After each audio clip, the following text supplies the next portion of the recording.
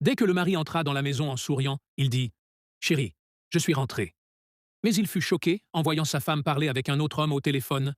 L'homme au téléphone disait « Vraiment? Tu ne descends pas?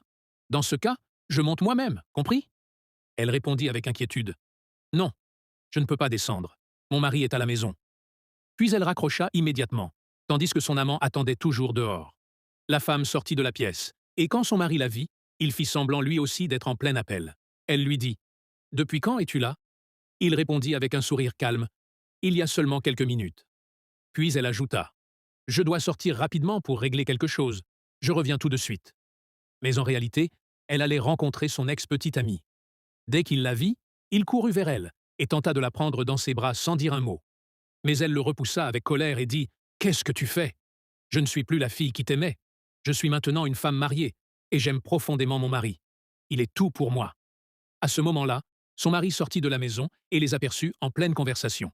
Il s'éloigna, furieux. Quant à elle, elle cria sur son ex et s'éloigna également. Plus tard, l'ex-petite amie commença à la menacer et à la faire chanter financièrement.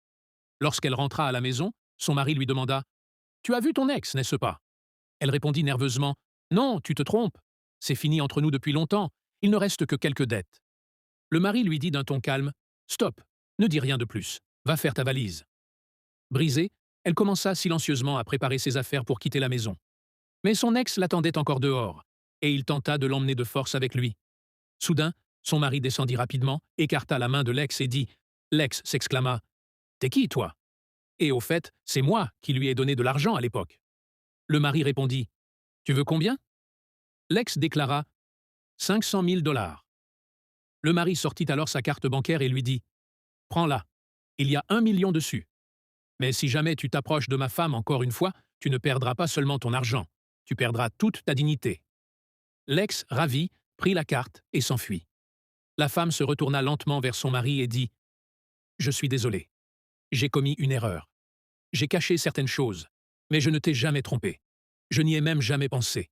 Et si tu penses que je t'ai trahi, eh bien, je partirai. » Alors qu'elle s'apprêtait à partir, il lui attrapa la main et dit « Attends, ne pars pas. Je pensais que tu cachais quelque chose, mais j'ai compris que tu ne faisais que te protéger. Tu n'étais pas en tort. C'est moi qui me suis trompé en te jugeant sans t'écouter. Allez, rentrons à la maison. » Mes amis, les erreurs arrivent dans chaque relation. Mais le véritable amour ne survit pas grâce au doute. Il survit grâce à la confiance. Et pardonner n'est pas une faiblesse, c'est la plus grande preuve de vouloir rester ensemble.